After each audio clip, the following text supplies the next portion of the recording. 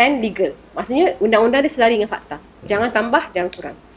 Tapi kalau benda tu is out of your knowledge, you tak ada ilmu dia, you tak tahu betul ke tak betul, you tak tahu fitnah ke tak fitnah, diam.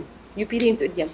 Sometimes ada je cerita-cerita yang keluar ni kan, rasa, kita nak menjadi manusia biasa yang macam nak komen, macam nak mencarut, tapi kau menahan diri dek. Tak boleh. Sebab satu, you ada kehidupan yang you kena jaga. Sebab apa yang you tulis dekat social media ni memberi kesan kepada diri you balik. Sebab you kena bertanggungjawab dengan apa yang you tulis, apa you post, apa you komen. Itu tanggungjawab you sendiri. Jadi kalaulah kata komen you yang satu yang berunsur komen manusia biasa, tapi orang take it as negatif, orang tambah komen, kau pun je sekarang ni. Kau yang membuka ruang tu. Kau membuka ruang untuk orang mengutuk satu sama lain, memfitnah orang. And you have to be responsible tau. Kalau kau kena saman, jawab sendirilah. Bangun pagi masalah dah beratur.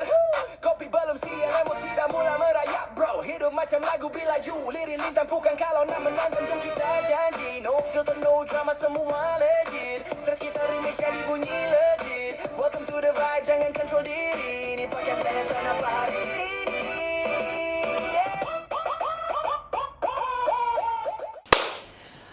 Hai, Assalamualaikum. Masih lagi bersama dengan saya, of course lah. Masih lagi bersama dengan Mak Noh di Merentan Studio. Tetamu yang sama tapi kita upgrade sikit. Dia dah tak jadi tetamu, dia jadi co-host. Dan kita ada satu lagi co-host di luar kamera. Betul. Dan dia akan soal kita lah. Alamak, sebab takutnya. episod lepas kita punya topik berat betul lah Kak Min. Macam berat sangat topiknya. Tapi topik hari ni kita tak naklah sembang berat-berat juga. Tapi still dengan harapan kita dapatlah bagi information dan ilmu kepada sedikit orang. So producer kita mencadangkan topik apa? Influencer. Gitu. So kita tinggalkanlah till you make it gitu. Kita tinggalkanlah jubah-jubah peguam di luar, jubah-jubah makmal di luar. So kita sebagai orang yang orang kata influencer lah. Katanya. So macam what is apa beza content creator dengan influencer, dan apa kata dark side ke, kita nak kata dark side ke? Bukanlah dark side sangat. Reality kot. Reality yang orang kepahitan. Tiba. Kepahitan yang mungkin orang kat dalam kamera orang nampak macam best-best, indah-indah sahaja, dan apakah yang reality sebenar seorang influencer? So soalan pertama dia. Influencer ke? Bukan. Soalan pertama. Influencer, pada definition korang berdua, apa korang rasa influencer tu apa? Susah. Okay, Kak Min dulu. Ladies first. Ini ladies first. Influencer, I think dia seseorang yang berpengaruh, yang memberi kesan ataupun memberi impact kepada kehidupan orang lain, yang melihat dia ada social impact kepada apa yang dibuat, apa yang dikatakan, people adore. Maksudnya perbuatan dia tu dijadikan contoh. Jadi influencer ni orang yang boleh mempengaruhi orang lain lah sebenarnya. Dia punya kehidupan tu yang ditunjukkan tu boleh mempengaruhi kehidupan orang lain yang menonton kehidupan dia. Pada Kak Min lah. Mana? So dia macam pempengaruh lah, sesuai dengan nama dia lah, pempengaruh lah. Macam pelik yang pempengaruh. Tapi macam betul lah. Cuma dari konteks mempengaruhi orang ni, it could be dua benda. Satu pengaruh yang baik, satu pengaruh yang jahat. Betul. And then antara influencer dan content creator ni ada beza ke sebenarnya? Tapi tak tahulah, kalau tanya influencer ni macam Kak Min cakap lah, dia sepatutnya adalah orang yang ada pengaruh yang boleh mempengaruhi orang, tapi mesti pada makna influencer dia mesti mempengaruhi dari sudut yang baik lah, positif lah. Content creator pula apa?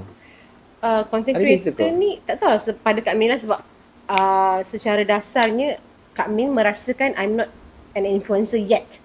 Sebab my life is only making content, buat content yang educate the public, and saya tak terlibat sangatlah dalam social events ke. I don't really go and mingle around because of kekangan masa. Lepas tu she pula busy. Niche yang macam serious. Tak boleh kita nak buat promote produk gitu kan. Betul, jadi and I tak tunjuk pun kehidupan. Tak tunjuk anak sangat, tak tunjuk pula lifestyle vlog tak pandai. Jadi orang lama punya cara lah. Jadi content creator mungkin dia hanya buat content untuk kehidupan. Tapi influencer ni dia lebih besar dari itu. Besar.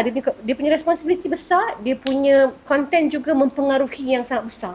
Dia beri impact kepada kehidupan orang lah. Macam tu. So korang level apa Influencer ke content creator? Content creator. Content creator lah. Humble-humble Influencer lah. Tapi sebenarnya, siapa yang sebenarnya nak labelkan orang tu influencer ke Ada surat tidak? ke latikan? Ada surat latikan ke?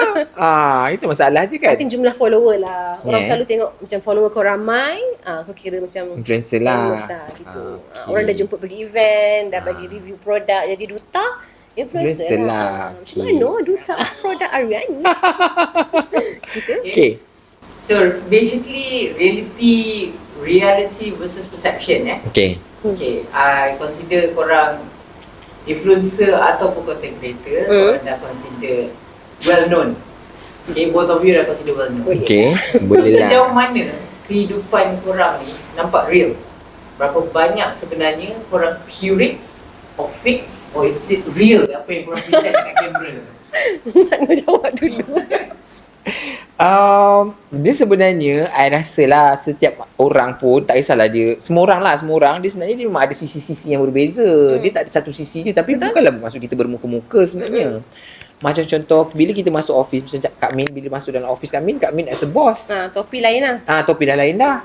Bila balik rumah jadi lain. Bila depan kamera mungkin jadi lain. So sama juga macam as a content creator sekarang ni, bukan ada orang yang terkejut tau Kak Min.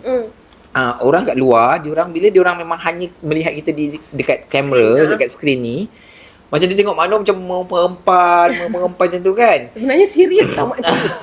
Tapi bila dia orang jumpa Mano in real life, dekat macam apa open house, kat mall, kenduri kat mall dan sebagainya, dia orang macam tak dapat nak accept macam kenapa Mano tak sama macam dalam kamera. Adakah Mano fake?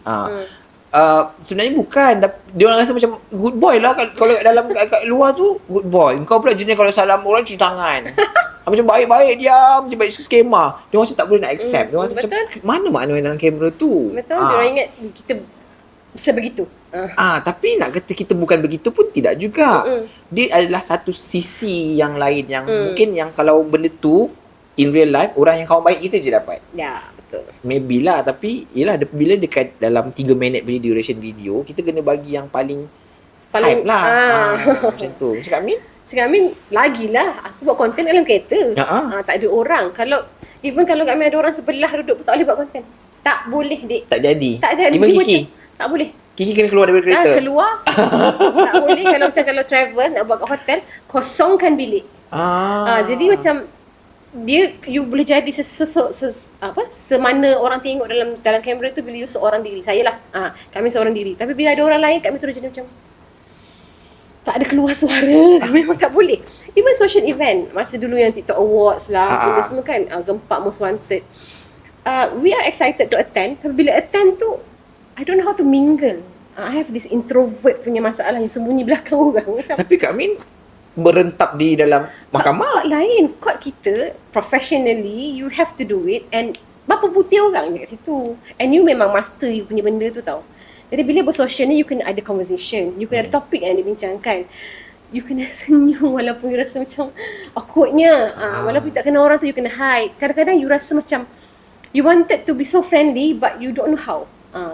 Kami ada masalah begitu. Macam pernah ada event TikTok Award kan dekat Sunway Pyramid kot. Ramai ni datang yang nak ambil gambar kan. Macam mana nak buat ni lah. I sembunyi tau. Tapi orang tu siap DM kan. Keluar lah. Ambil lah gambar senyum. Tapi lepas tu macam takutnya macam orang ingat kita sombong. Tapi tak. Orang akan ingat sombong lah pula. Tapi sebenarnya tak sombong pun. Dia macam tak pandai nak bersosial. Macam tu. Sebab hidup kita, konten kami memang semua dalam kereta. Jarang ada konten yang most of the time dalam kereta kan. Hidup tu je masa yang ada pun. Tapi kalau macam you nak tukar, nak change daripada content creator, nak tukar jadi boss pula, macam mana, susah tak? Jadi sebab bos. staff kami ramai. Susah tu taklah sebab community yang kita kenal. Dia kalau comfort zone kita, dia jadi macam okay. Tapi bila luar comfort zone tu, awkward sikit lah. Tapi I try lah untuk bersosial. Cuma mungkin orang akan ada perception, kami ni sebenarnya sombong. Tapi saya tak sombong sebenarnya. Aku malu. Social battery tu tak long last sangat lah. Long last, dia macam klik.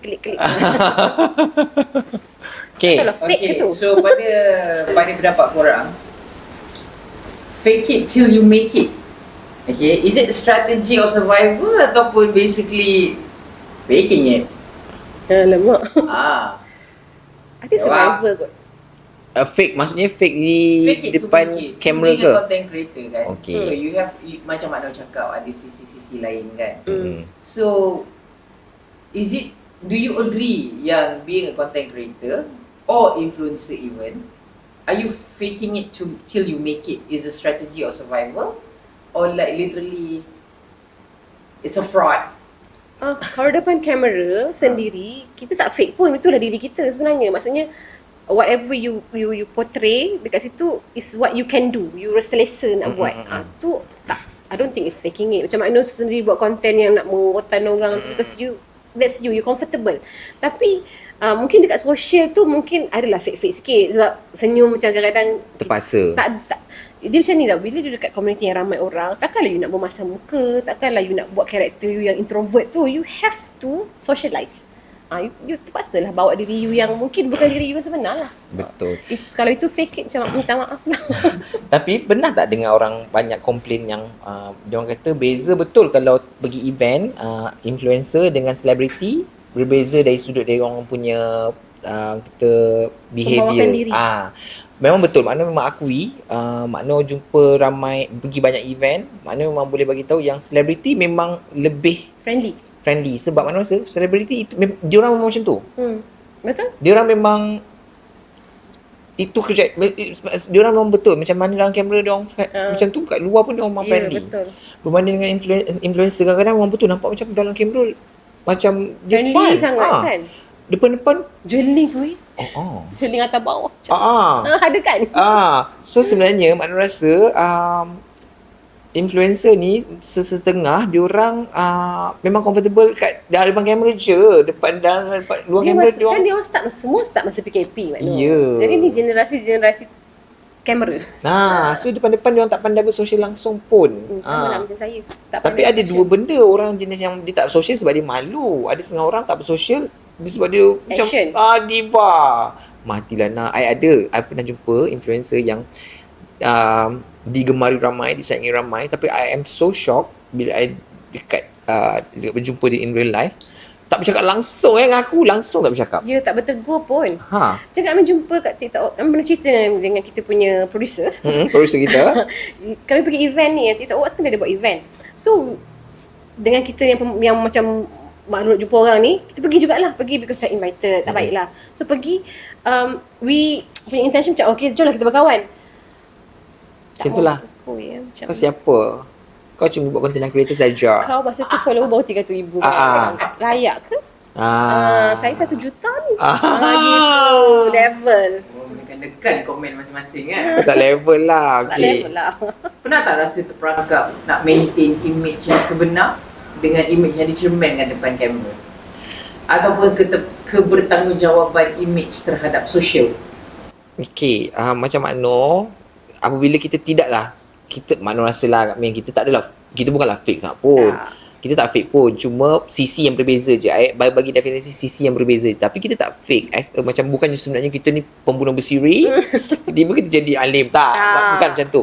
Cuma bila kita tak fake dari segi benda-benda yang positif, I tak rasalah benda tu jadi beban sangat. Sebab macam mana Makno, macam sama je lah. I sama je, cuma macam agak ada masa I jadi segan. Sebab mana ada orang dalam dunia ni, walaupun kau seorang yang paling kelakar, paling kuat gelak, bila kau jumpa kalau kat open house, mestilah kita diam. Kita jumpa orang pertama kali, kita akan diam kan. Kita akan bagi tengok dulu, test the water first. Kita takkan jadi bergurau. Takkan jadi kau nak memekap mengempan. Tapi ada satu benda yang I rasa dulu I rasa mungkin I tak akan berubah, tapi I dah terpaksa berubah juga adalah apabila macam dulu kan Makno memang rambut kau serabai, pakai sky play card dan sebagainya kan. Tapi lama-lama I terpaksa cope juga dengan benda tu, sebab bila dah ramai mata yang memandang dan ramai orang yang, sebab ada ramai orang yang tak gambar kan. Malu lah juga kita kan. Janganlah image sikit.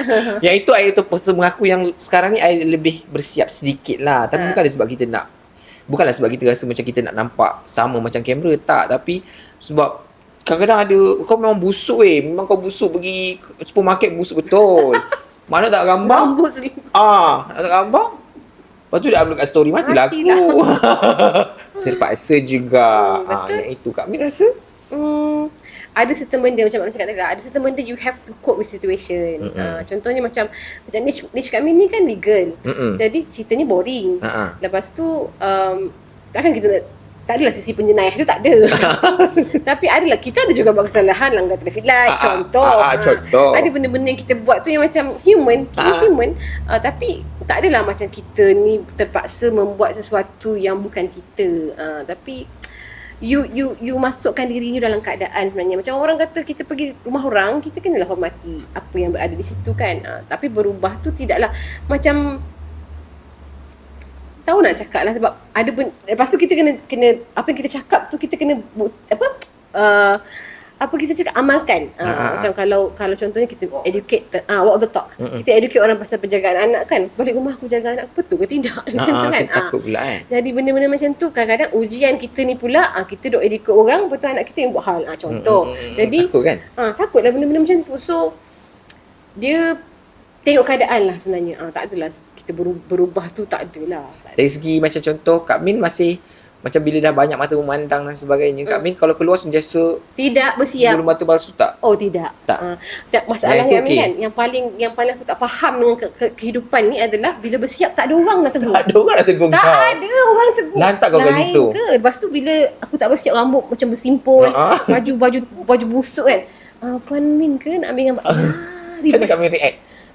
Kalau betul-betul memang bare face betul-betul. Memang betul. Ini banyak kali jadi. Especially Pasalah. kalau balik kampung. Dah terpaksa lah senyum. Tapi rambut yang simpul tu kan. Yang Allah macam nenek pun ada juga. Betul nanti anak-anak cakap, ibu buruk tau tadi. Macam mana? Lagi kita cakap tak boleh. Sombong pula. Tapi redha. Kaya ke? Betul ke semua influencer ni hidup mewah? Atau ramai sebenarnya struggling? Saya Nampak miskin. kaya. Datuk Alip je yang kita endorse. Alif Syukri kaya. Alif Dan Syukri berusaha keras. betul, tak ada siapa boleh apa orang kata mendinaikan dia. Subuh dia dah live So Alif Syukri memang kaya dik. Kalau Muhammad Nobel Zakaria biasa-biasa saja. Saya lagi biasa, tak pernah tunjuk pun saya pakai apa. Tapi satu benda lah pasal bab kekayaan bila Kiki tanya kan. Satu benda yang I tak tahulah, I tak berapa nak agree adalah bila kita terlampau-lampau, I tak tahu whether benda tu betul ke tak. Tapi dah terlampau kaya, menunjuk tu I rasa tak bagus juga sebab dia akan membuatkan orang nak bersaing. Bersaing sihat tak apa makna, tapi yang jenis macam rasa hidup ni sangat mudah. Lepas tu Macam, mungkin akan rasa diri dia teruk dan efek hidup dia. Betul, dia rasa macam hidup dia yang paling susah. Lepas tu macam kenapa orang lain hidup senang, kita kena struggle. Padahal semua orang struggle pada asalnya kan.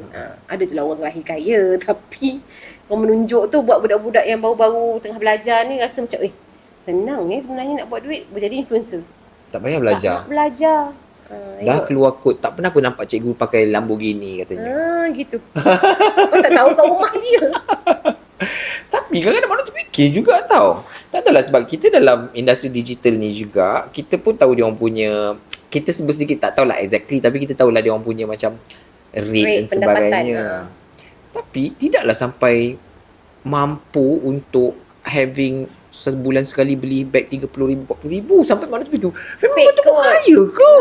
Fake. Betul China. tak? Sebab pada makna orang yang beli handbag, I tak kata tak boleh. Logik je nak ada handbag 40,000, 50,000 tu. Tapi macam dia punya collection 1, 2 macam tu lah. Tapi kalau macam kau ada satu Setiap almari, memang pendapatan kau 1 juta ke sebulan? Alif Syukri je tak cakap Alif Syukri. Level tu Alif Syukri saja. Tapi aku tengok kau macam biasa-biasa je jual barang ori. Dia ada dua lah. Mungkin dia beli fake nampak ori, ataupun memang dia ada saving daripada lahir. Tak tahulah dia. Sebab tak, kalau nak beli handbag 50,000 kat Min, banyak tau tu. Mahal tau. Aku tak kuasa nak beli. Tak, okey lah nak ada 1, 2. Tapi kalau macam terlampau kan banyak, rasa macam pelik lah sebab aku tengok kau jual Takkan macam money laundering dek. Itulah I takut. Sebab kita pun nombor 1 juga. Nombor 1. Tapi tak maksudnya nak beli handbag 50,000, 60,000 I tak rasa di dalam kemampuan I lagi. Betul, samalah. Rasa macam and tak logik nak beli banyak sangat macam tu. Mahal sangat. melainkan memang pendapatan kau dalam juta-juta lah. Maksudnya monthly kau Tengok juta-juta. dia bayar zakat berapa. Kalau zakat dia tinggi macam Wawa Zainal, Wawa produk kecantikan tu, dia bayar zakat tinggi, boleh lah handbag dia. Itu lain. Handbag dia bercollection. Tapi yang maksudnya yang level influencer ni I rasa macam kadang betul. Mungkin satu posting dia 100,000. Mungkin lah. Mungkin we don't know. Satu video 100,000. Rate dia kan. Mungkin dia punya posting kalau pergi tu video juta-juta. Jadi Mungkin. mahal lah. Mungkin jugalah. Sangka baik. Tapi at the end of the day, I tetap nak advise kalau boleh lah kita janganlah portray benda-benda yang mewah sangat. Betul, kesian budak-budak baru, generasi baru. Sebab kita dalam masa yang sama, kita pun ada tanggungjawab sosial juga untuk kita galas. Sebab nanti kan akan ada isteri orang yang tengok, dia rasa macam tengok tu Suami ni boleh je beli. Kereta dia boleh je buka-buka yang kat tingkat kat atas yang kan. macam ni pakai kaki tu. Shit. Lepas tu tak tahulah nak cakap astagfirullahalazim, gosip. Rasa macam suami dia tak cukup, isteri tak cukup. Macam tu. So dah, lepas tu nak tunjuk. Compare life. Jangan compare lah. Jangan percaya semua kat social media ya. Betul, jangan percaya. Talking about tanggungjawab tadi kan. So I'm sure macam Makno ada tanggungjawab. Let's say you have clients kan. Pernah tak promote produk yang sebenarnya tak guna ataupun tak percaya tapi demi duit? Kau dibayar, hidung kau macam ni lah. Mana lompat bintang. Okey, yang itu memang agak semua orang kat luar sana kena dengar sebab kita rasa kita sepatutnya memang kena ada tanggungjawab di mana kita tahu yang kita cakap tu kita boleh influence orang, dan dalam mencari rezeki ni I memang truly believe kita kena ada keberkatan jugalah. So ramai orang juga yang cakap dengan Makno bila benda-benda yang Makno makan ni, kenapa semua sedap je, tak ada ke yang tak sedap? Tapi Makno mengamalkan Makno punya konsep berbeza. Ada setengah orang dia jenis macam kalau dia makan, kalau tak sedap dia review betul-betul tak sedap, ikhlas, honest, which is good. Tapi I punya approach berbeza. Macam Makno review makanan, I tak ni lagi, I tak suruh dia orang bayar lagi. Hantar makanan dulu, Rasa dulu. I makan dulu. Sebab makanan ni dia tak benda-benda yang kau tak boleh Afiq kata kalau memang tak boleh pergi dek, memang tak sedap langsung, kau tak boleh lalu kat tekak. Kena ada Makno pernah banyak dapat banyak produk yang memang tak boleh lalu kat tekak kita. Okay. Yang itu apa yang Makno buat adalah Makno akan message orang tu, Makno cakap dia minta maaf, I rasa I tak tahulah mungkin tekak orang lain, tapi tekak I memang tak boleh. I tak boleh tekak I. Jujur je lah. Jadi saya tak dapat nak release video tu. Tapi produk kau dah hantar ni. Kan dia dah hantar produk dia kan. Yang ini you invoice kat I. Kira je I buy sebab I tak nak lah dia rugi. Tapi I takkan expose. Tapi I akan bagi tahu rasa dia macam ni, nanti at least dia boleh improve. So kesimpulan ni yang keluar kat video tu adalah yang telah lulus. So berlambat-lambat sebenarnya produk yang sebenarnya tak boleh lalu kat tekan dek.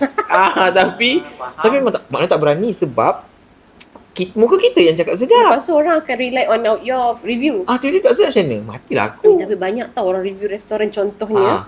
Cakap sedap-sedap pergi. How? Okay, macam Min sendiri. Cakap Min macam mana? Aku tak ada review produk. Min tak ada review produk. Kan? Why so? Why do you actually restrict yourself when you know that you can make money? Kalau Kak Min buka je mana masa ni. Kenapa tak proceed dengan buat review ataupun mungkin sebab niche kot, sebab profession dia. Satu, menghormati profession lah. Betul lah. Kerjaya memerlukan integriti yang lebih Betul. dijagalah. Because mungkin saya orang lama lah. Kek what? No, tak kek what. Dia macam ni, ada je Biar produk. tak producer kita ni. Pernah ambil produk. Produk tu bukan makanan lah. Adalah produk lain. Tapi bila suruh review tu susah nak buat because I have this conscious punya problem. Macam boleh ke buat macam ni, tak ganggu professionalism ke. Ada question-question macam tu. Bila conscious tak clear, I will not do lah. Tapi produk tu buat sebab memang ada janji and jalan je lah produk tu.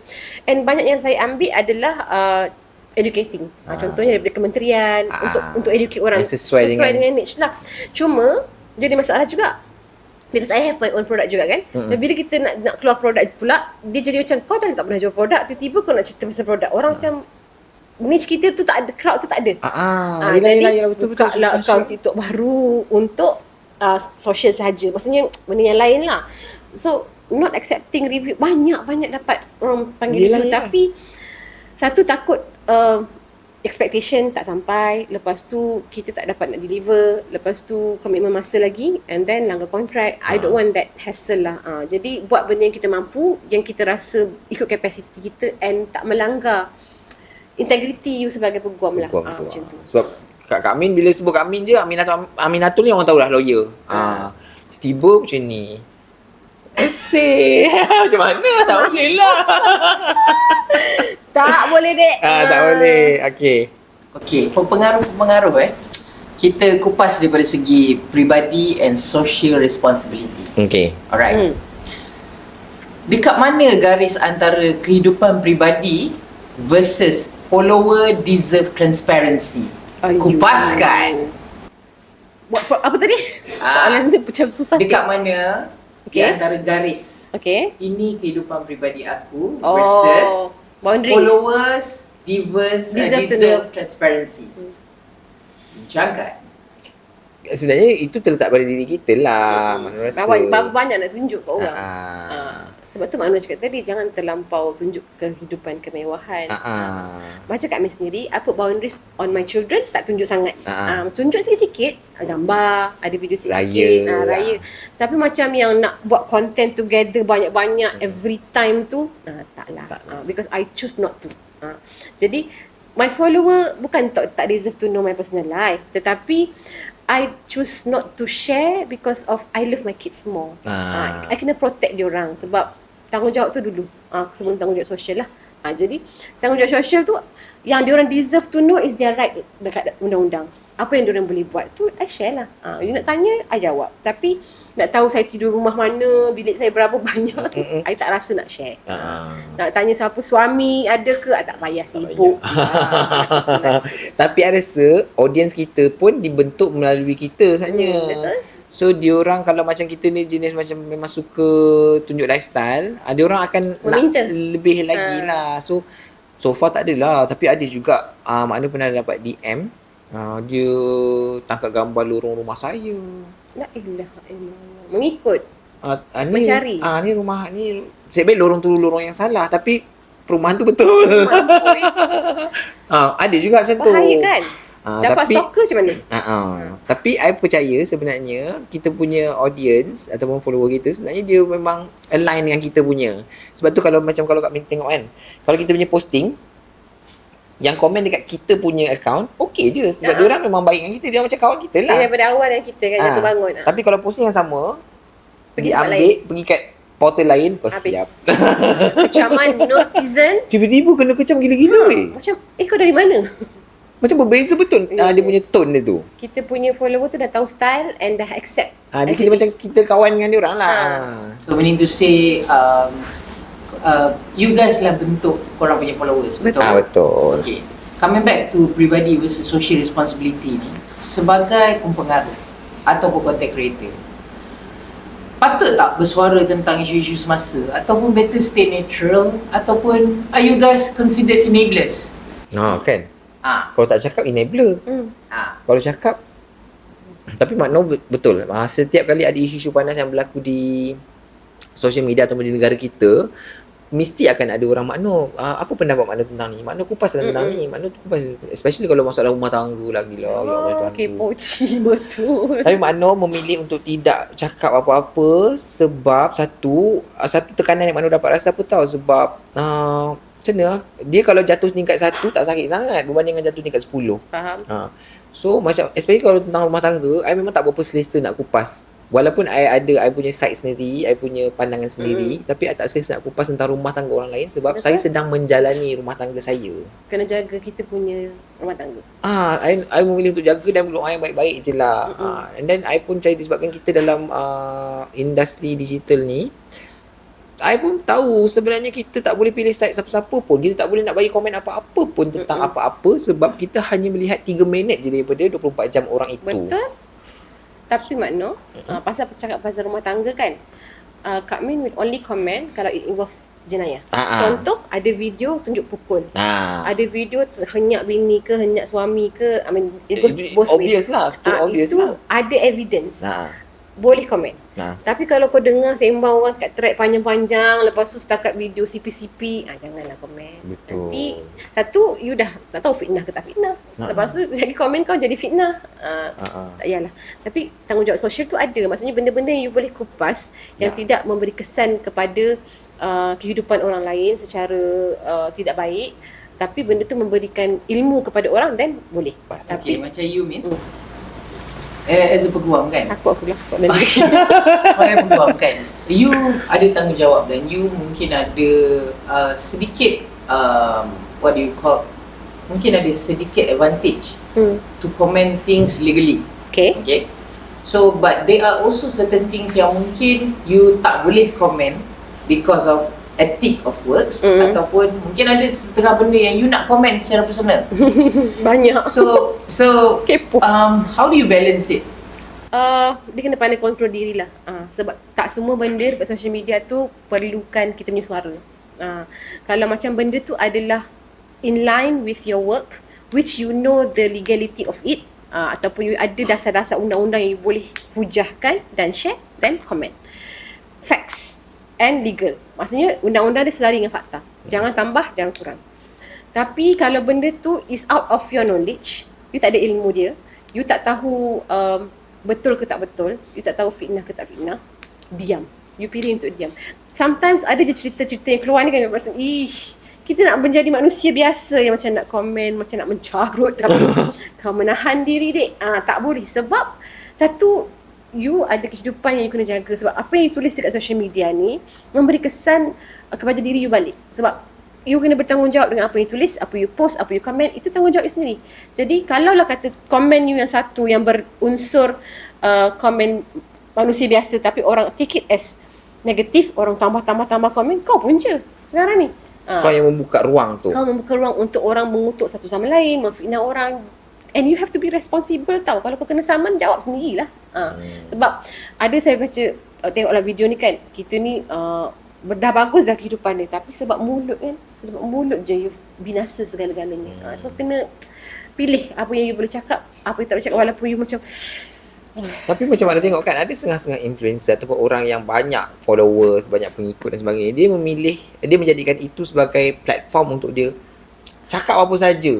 Dia cakap apa saja untuk bash orang lain dan sebagainya. Tapi makna tengok Kak Min tak menjadikan platform you yang walaupun you banyak followers untuk you cakap walaupun benda tu betul.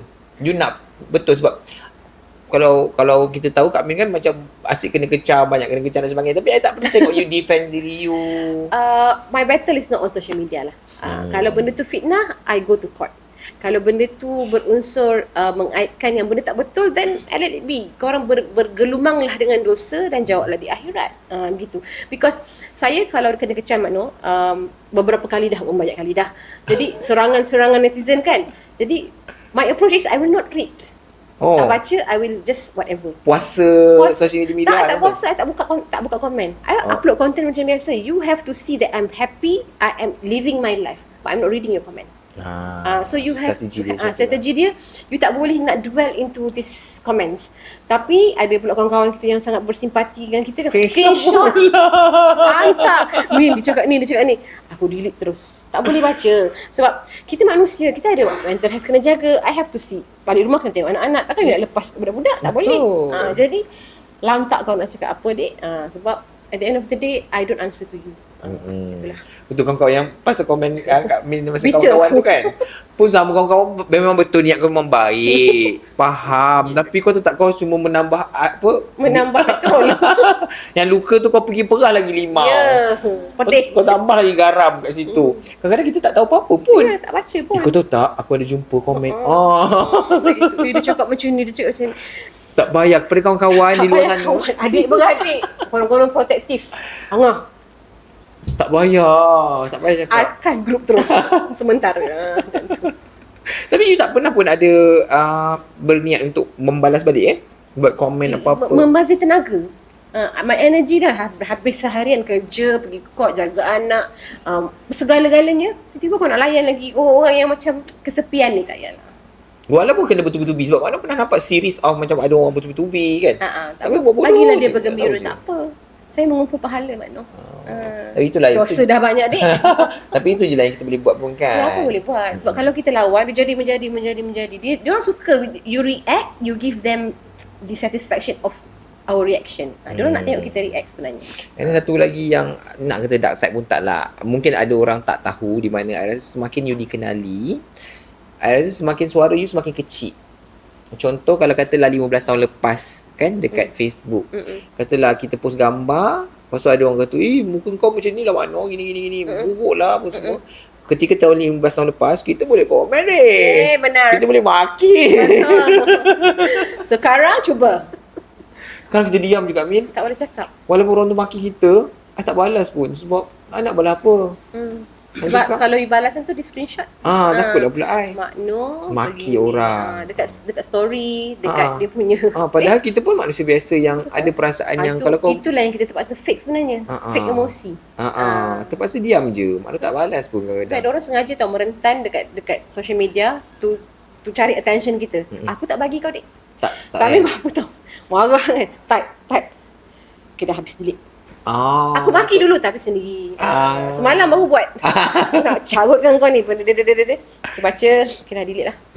Tak post. Macam Makno sendiri, pernah tak rasa diri dah jadi produk untuk dijual kepada Produk, Dik.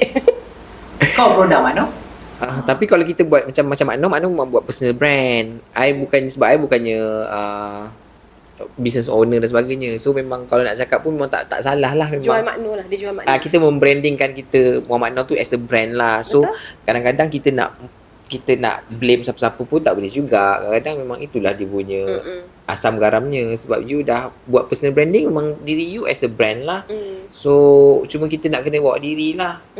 Dan satu yang kita nak cakap kepada orang ramai kan, sebenarnya banyak orang nak kejar virality tu. Nak viral tu sebabkan dia rasa viral tu package dia yang baik-baik saja.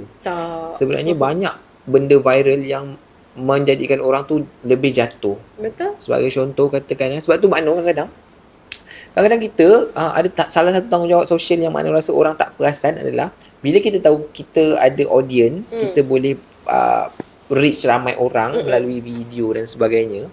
I memang agak berhati-hati untuk simply review orang punya business. Sebab apa? Algoritma TikTok ni TikTok ke whatever social media tak dijangka. Kadang-kadang kadang-kadang melampau-lampau meletup-letup dia kadang-kadang. Kadang-kadang ada orang katakan you pergi kedai makan. Kedai makan tu kedai makan biasa-biasa saja. Bukan yang big scale punya. Kau makan, lepas tu kau nak makanan free katanya. Kan kau tak nak bayar sepinggan nasi kau tu, sepinggan nasi yang harga RM9 tu kau tak nak bayar. Kau nak review dengan gatal-gatal nak review. Katakanlah somehow algoritma memberi pula berjuta-juta view. Ramai orang datang. Orang tu tak ada kapasiti. Tak boleh serve. Tak boleh serve. Lepas tu kadang-kadang di luar jangkaan mungkin rasa orang bila kau makan tu kau pula boleh berlebih pula. Biasa makanan tu biasa saja. Kau menambah-nambah pula. Kau tu sedap sangat. Orang datang banyak. Orang tu tak boleh nak serve. Lepas tu dapat bad review dan sebagainya. Dapat Google review habis. Kan. So don't simply review kalau orang tu tak minta. Bukan sebab kita action, bukan sebab tak ada payment tau. Tapi sebab banyak orang yang banyak kan Tak ada kapasiti. Tak ada kapasiti. I pernah orang tu I tak ambil bayaran pun. Sebab dia memang baru je nak mula. Dia kata boleh tak nak review katanya. I kata boleh, I review lah. Tapi kebetulan memang sedap pula makanan dia. Kita pun review. Member tak ada kapasiti, staff seorang saja. Allah. Kena tutup akaun TikTok dia, kena tutup sebab kan TikTok kan very strict. Kalau kau nak menjual tapi kau nak post 5 hari baru nak keluar, Tak boleh. tak boleh. Nampak tak? So you memang ada tanggungjawab supaya you kena berfikir dengan logik. Ada tak? Sebab tu I rasa Khairul Amin dia tak simply review orang tau. Tak. Sebab dia tahu kalau nak review macam mana. Macam mana kalau orang tu kena serbu? Macam mana tiba-tiba tekak dia je yang sedap tapi orang tekak orang lain tak sedap? Macam mana kalau orang tu tak ada kemampuan untuk serve? Itu dari segi bisnes. Berhati-hatilah, berhati-hati. Dari segi individu tu sendiri, Makno tak rasa orang, some people dia tak boleh nak handle fame.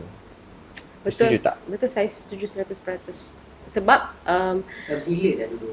especially kalau dalam keadaan tak pernah dapat dan dia tiba-tiba naik tiba-tiba ni masalah. Macam kita zaman-zaman PKP kita slow tiba-tiba Makno meletup kan. Tapi meletup Makno dah ready dah. You dah ada mind capacity, you dah ada capacity untuk handle emotion, mental, physical. Jadi you dah boleh pergi jauh. Tapi ada orang yang dia tiba-tiba fame, dia tak tahu macam nak handle emosi. Satu, tak tahu nak handle kecaman. Betul. Lepas tu kena kecam nangis, dah lama depression. Lepas tu dia tak tahu macam mana nak handle social punya awkwardness. Benda-benda macam tu susah lah Makno. Macam tak dapat nak tak semestinya bagi benda yang positif lah. Viral dia ni akan sebenarnya. effect kepada you punya mental health, lepas tu you punya kehidupan harian. Tiba-tiba bila kau tak dapat nak handle orang kecam pula kau lagi bertambah. Tu salah.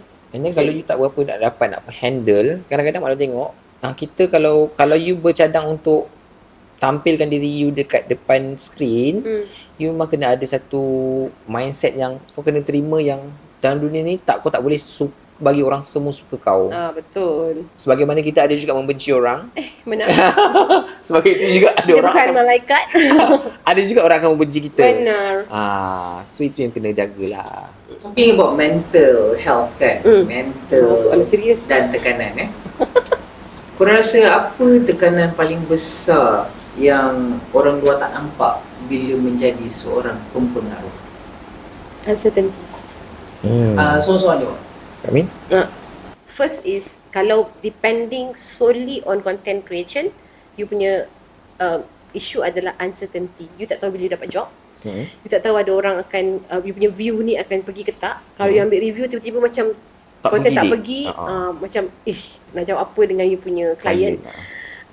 Lepas tu sustainability. Besok ada job tak ni? Benda-benda tu mengganggu fikiran, tekanan. And for me myself, of course masa zaman saya start, we cannot do marketing for my legal firm. So susah you nak buat orang faham.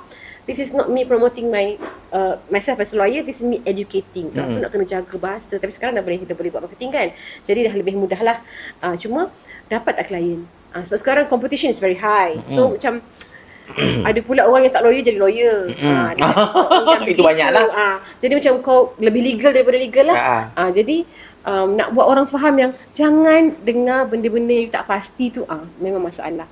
But at the end of the day, you go back lah, macam rezeki ni tangan Tuhan pun. You try macam mana pun, kalau Tuhan kata bukan hak you lah. Itu antara 3 tekanan. Yang paling akhir adalah masa awal-awal dulu kecaman lah. Zaman kami mula, masa kami mula-mula start pasal soft porn kan, memang kena dengan budak gamers lah. Jenis budak umur 13 pun carut-carut ni. Tapi you learn after that. Macam mana nak handle.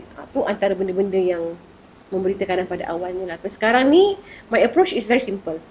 I ada energy, I buat content. I tak ada energy, I tak buat apa-apa. I suruh staff buat. Gitu. Mana tengok dah sekarang dah ada. Bagus lah budak-budak tu, bagus. Pandai dia orang buat content. Tapi content very educating lah. Educating, and kadang-kadang adalah fun-fun sikit. Orang kata lawyer serius kan? Tak, kami gembira juga kadang-kadang. Ada juga sisi-sisi lucunya juga kurang. Buat live lah mana epek-epek budak-budak. Mana rasa kalau tekanan tu adalah expectation orang lah. Expectation orang. Sebab orang akan expect more daripada you kan, sedangkan you hanyalah Muhammad Nobel Zakaria saja. You adalah orang biasa yang macam biasa je, tak ada benda yang perlu di expect lebih. Tapi at the end of the day, kita kena tahu yang kita memang terpaksa bagi lebih. Kita kena struggle untuk beri extra sebab kita tahu expectation orang terhadap kita macam mana. Macam tu. Cuma satu benda yang I rasa kurang selesa adalah tapi I ambil peluang ni untuk cakap lah macam mana yang kerja tu Muhammad Nobel Zakaria saja. Anak-anak dia tidak bekerja. Jangan libatkan anak-anak saya dalam video-video saya. Sebab ada orang yang tak faham tau. Ada orang yang tak faham yang di mana. Sebab memang betul ada konten yang ada anak-anak Makno. Tapi itu bukan by your choice lah kan. Tapi itu bukan ada skrip. Dia bukan macam okay, Dahlia lompat. Cakap sedap bukan. Maksudnya dia memang dia just featuring. Dia featuring dalam video saya saja. Dia bukan ada direction, tidak. Tapi ada orang yang approach saya. Okay, suruh anak lompat. Suruh anak cakap sedap.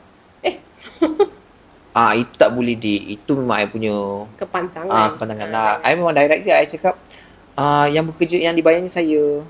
Anak-anak saya tak ada. Saya tak nak letakkan pressure kat anak-anak saya. Yelah, budak-budak tu tak tahu tau kenapa nak kena kata sedap, kenapa nak kena lompat. Dia macam pelik. Kenapa nak kena berlakon. Itu I rasa tak boleh. Jangan libatkan anak-anak saya. Yang bekerja tu saya, yang keluarkan invoice tu saya. Biar saya saja yang buat kerja. Faham? Pernah tak rasa sampai tahap burn out tapi still kena pretend to be happy and stable for your content? Taklah. Mana rasa mungkin sebab kita bukanlah hidup mati kita dekat Tak content bergantung kot. Itu paling penting lah sebenarnya. Ada orang yang bergantung tu. Bergantung. Bila you rasa validation orang ramai, hidup you kena ada validation orang ramai, you perlu Semua benda kena explain. attention kat orang tu. Macam Mano tak tolak lah, tak nafikan yang memang sekarang ni dah berhenti kerja pula. Memang content creator hidup kau. Tapi tidaklah macam hidup I memang nyawa aku terletak di social media, tidak. Kadang-kadang nak berhenti lah. bila macam balik kampung kadang-kadang tak ada buat konten pun. Bila kita sibuk lah. Sibuk lah. Cuma ini Mak Nur nak tanya Kak Min. Sebelum Kak Min hit button post, apa benda yang Kak Min mesti consider sebelum hit button post? Macam kami. Aku tak tahu kenapa producer gelak. Mungkin dia macam tengah memfitnah aku sekarang. Sebelum hit dia macam mana Sebab kalau hit tu dah tak boleh buat apa dah kan. sebab ada orang yang dah save kan. Apa benda you memang benda tu termasuk dalam list, you mesti consider benda tu dulu. Kesan kot. Dia punya kesan pada diri dan kepada my business. I akan dengar banyak kali video ni walaupun knowing suara sendiri kan, tapi I akan dengar banyak kali, okey tak betul tak? Kalau tak puas hati minta tolonglah producer tengok macam tu. Sebab sometimes you emotional tau. Ada masa I pernah buat konten macam apa benda. Betul dia fikir potong, ni tak boleh, ni emotional, tak boleh. Sebab dia bukan nak fake, tapi benda tu tidak sihat untuk you portraykan. Jadi make sure benda tu adalah selaras dengan you punya niche. Niat you apa? You nak educate kan? Jangan meroyan. Betul. Sama makna pun sebelum nak hit button post tu, makna memang tengok betul-betul ada tak akan mengguris orang, ada tak yang akan fitnah ke, ada tak orang akan backlash kat kita. Maksud kesan kepada anak-anak. And then makna memang tak berapa nak kental sangat, where kadang-kadang ada juga yang makna post, tiba-tiba I private kan. Sebab makna rasa macam ada orang kecil hati kot. Ada benda faham. yang I cakap ni sebab kadang kita tak perasan. Betul. Kita dah rasa dah okey dah, tadi tiba-tiba bila mana tengok macam ratio tu banyak yang berkecil hati. Maklum archive lah. Archive lah balik. Macam tu. So sama juga makna harap orang kat luar sana jangan main cakap je. Ada benda yang kita kena jaga jugalah batas. Okay. Influencer ni Banyak kan persoalan influencer ni. sekarang tumbuh macam Cendawan. Like everybody wants to be an influencer. Everybody nak jadi content creator because they think that it's an easy It's a access. job. It's an Easy access. Easy access, easy job, or maybe easy income. What do you guys think? Apa pendapat korang secara jujurnya? Korang rasa influencer culture ni membantu masyarakat ke atau sebenarnya merosakkan standard kehidupan? Baik soalan Manu. Kita kena berhati-hati. Berhati-hati di jalan raya. Manu dulu. Nak kata merosakkan tu tidaklah, Syukur selamat. Tak betul, tak adalah nak kata Lebih baik jangan no comment ni. Tapi dalam setengah-setengah sudut ada juga dia boleh merosakkan orang kalau dia jatuh pada tangan orang yang salah. Sebab tu kita nak jadi influencer ke, content creator ke, dia mesti datang package ni, mesti datang dengan tanggungjawab. Ini sebenarnya bukannya kalau you rasa ini adalah kerjaya, so kena treat dia sama macam kerjaya lain. Macam kerjaya kita, bila kita ada kerja makan gaji, kita kan ada tanggungjawab. Sama juga. So dia bukan boleh main-main lepas cakap je. Sebab tu makna kadang-kadang rasa geram sangat dengan ada orang-orang yang dia punya posting tu menyebabkan orang lain berfikir-fikir pasal benda lain, bagi negative impact, boleh bagi suami isteri bergaduh. Macam contoh kau post Alhamdulillah, dia mestilah dia sandwich punya method lah. Dia mesti syukur dulu. Dia mesti dimulai dengan kata-kata syukur. Alhamdulillah rezeki Allah. Letak suami punya payslip lah, suami punya nafkah lah dan sebagainya kan. Lepas tu ditutup suami korang macam mana. You faham tak? I rasa suami mesti. I rasa benda tu sangat tak bertanggungjawab. Kita ni kalau nak letakkan apa-apa di social media, letaklah dengan tanggungjawab juga. Dah mula kat bawah tu. Untunglah suami saya tak pernah macam ni. Padahal mungkin suami dia sebenarnya mungkin tak bagi 3,000 tu. That is what they afford to bagi. Tapi suami tu tak jahat pun. Mungkin suami tu ikut kemampuan dia lah. Suami pula. So, yes, I rasa please datang dengan tanggungjawab. Dia tak semua merosakkan, tapi ada orang-orang yang ada tangan-tangan yang merosakkan juga. Tangan-tangan neraka. Tangan-tangan neraka yang merosakkan, kan? Macam ni? Sebab content creation ni dia bermula dengan sebab kita tahu TikTok platform ni dulu hiburan saja. Kita tahu dia started with that. Tapi dia dah mula ada education, dia dah mula ada sharing, dia ada mula orang buat benda tu dengan pelbagai bentuk. So selain daripada tanggungjawab, you kena ada ilmu. Banyak orang rasa macam ilmu ni tak penting dah. You buat jadi content creator, you kaya. Tapi bila you buat content tapi tanpa ilmu, dia akan menyebabkan you punya content tu satu kosong. Tim kosong lah bercakap. Lepas tu nombor duanya, facts you lari. Lepas tu you memberi sesuatu kepada audience you dengan fakta yang salah sometimes. So you tak ada ilmu tu, you jangan berkongsi. Macam SPM, budak-budak lepas SPM kan, you dah ada result SPM, you nak tunggu sanggup belajar, bolehlah you buat content, you dah ada education. Maksudnya first step of education dah lepas dah. And then masa you belajar, sambil belajar you kongsi lah tentang you punya degree, benda-benda macam tu.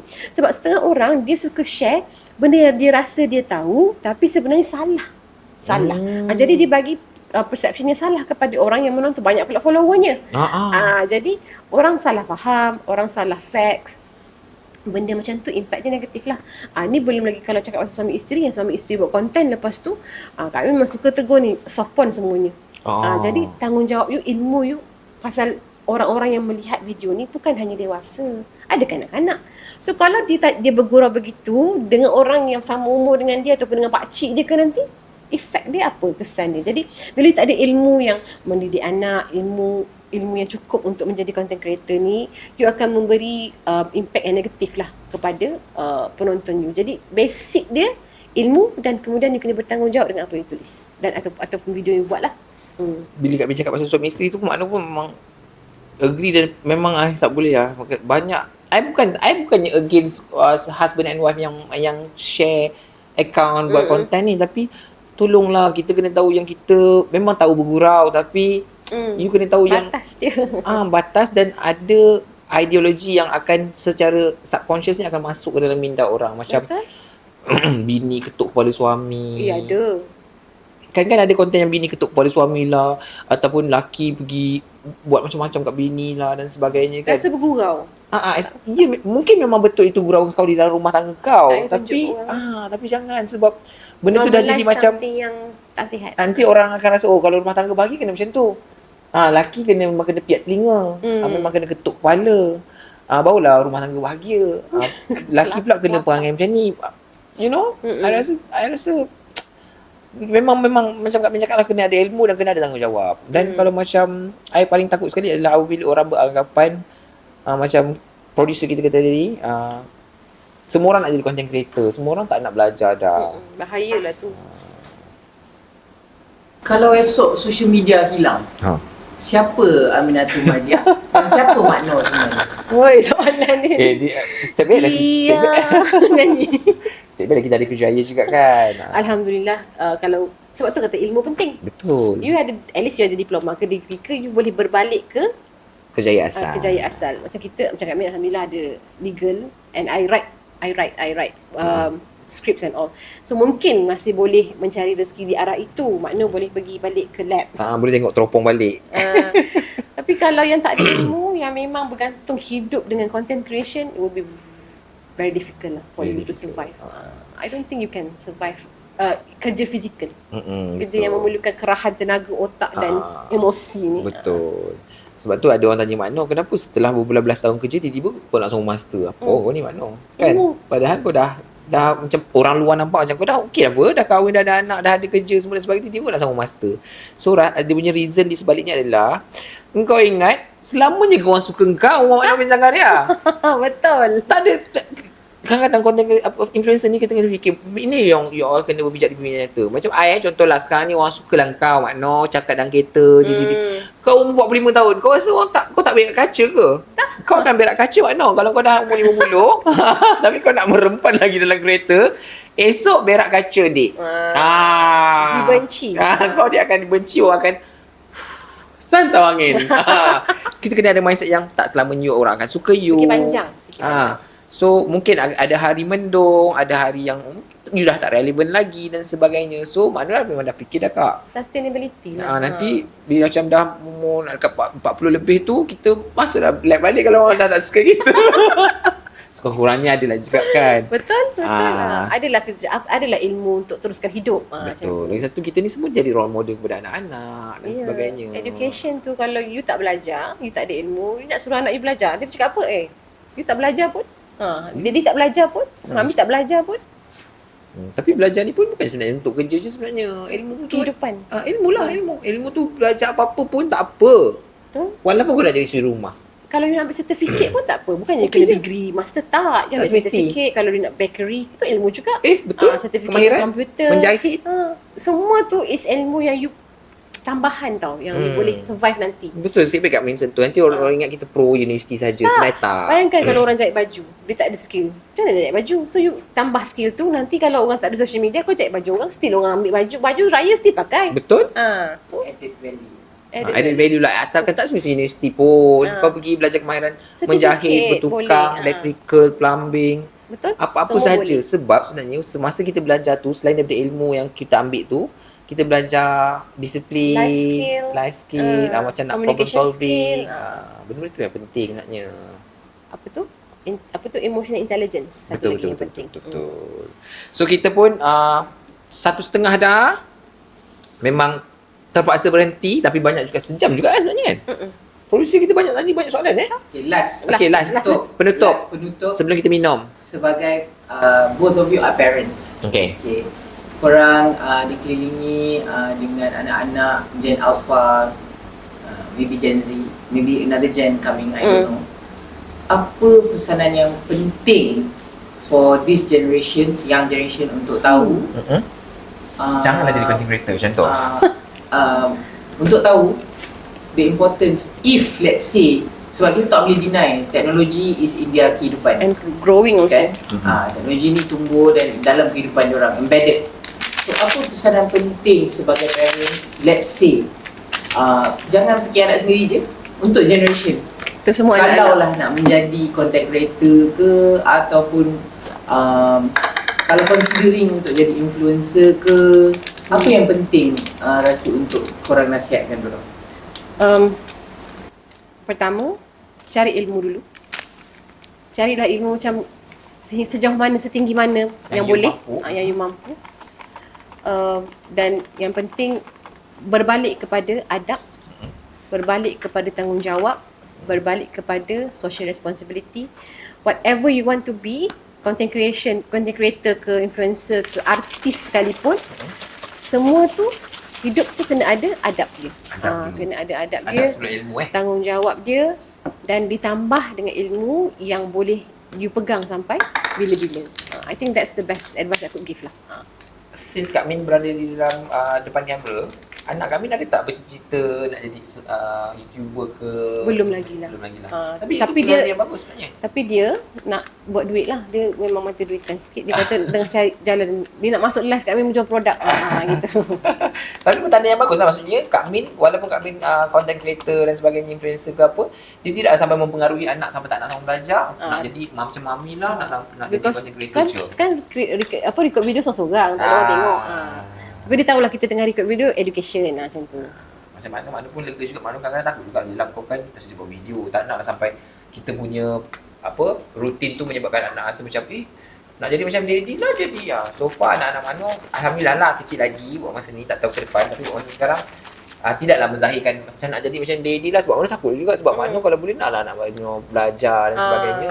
Kerja tu tak apa, tapi nak belajar. Belajar dulu. Belajar, kemudian make sure bila you belajar tu, ilmu tu you pegang. Lepas tu you nak jadi apa, akan datang dengan baik nanti. Betul. InsyaAllah. Sebab ilmu tu akan guide you. Cantik. Jom kita minum Kak Min. Sebab biasalah office kita. Ini duk minum fiber. Boleh. Fiber tapi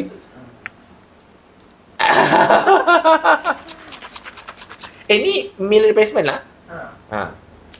Coklat Coklat. Yang ini adalah fiber. Kalau fiber ni dia macam sayur-sayuran. Yes. Yang ini adalah meal replacement di mana sesuai lah dengan namanya. Pengganti meal lah. Macam contoh kenyang dia macam ada oat ada oat, dia ada konjac. Lepas tu dia ada protein. chia seed. So apa tu dia choco and cream. Sedap lah rasa dia. Sedap. Producer kita di belakang tabir. Kenapa producer? So meal replacement ni sedap rasa dia. Ada rasa oat. Konjac tu Dia macam beli sikit-sikit Ah, lah. sikit-sikit Dia lah. memenuhkan ruang di perut tapi dia kita. I think the soya complement. Contoh kalau kau 3 hari, pagi sarapan, tengah lunch dengan dinner, gantilah salah satu dengan ni. Jadi dia boleh bantu kau untuk mengecil. Sebab daripada 3 pinggan dah jadi 2 pinggan, macam tu lah. Sekarang cakap kat mi gemuk ke apa? Bukan. Konsep dia begitulah. Maksudnya faham. replace your meal. Dia bukanlah Kenyang kan maksudnya? ubat. Dia bukanlah ubat. Bukan. Dia just Supplement. replace you punya meal so that you tak makan banyak good. sangat. Dia punya rasa sedap. Dia tak ada rasa macam lawyer ataupun Betul. kan ada certain tu kita minum kita rasa macam muak kan. Ni tak. Sedap. Nak ke? Sabarlah. Bukan. Okay? Sedia ada banyak lagi tapi nantilah untuk episod akan datang mungkin Crunchy-crunchy kita ni bagi apa? biskut. Sedap. Ada biskut. Dia ada biskut crunch. Okay, itu saja. Thank you very much. Thank you producer sebab menanyakan kami soalan supaya Thank you kita Kek menjawab. Soy. Thank you juga Kek Soy. InsyaAllah nanti kita jumpa lagi. Thank you Kak Min. Bye. Assalamualaikum. Welcome to the vibe, jangan control diri. Ni podcast leher tak nampak hari ini.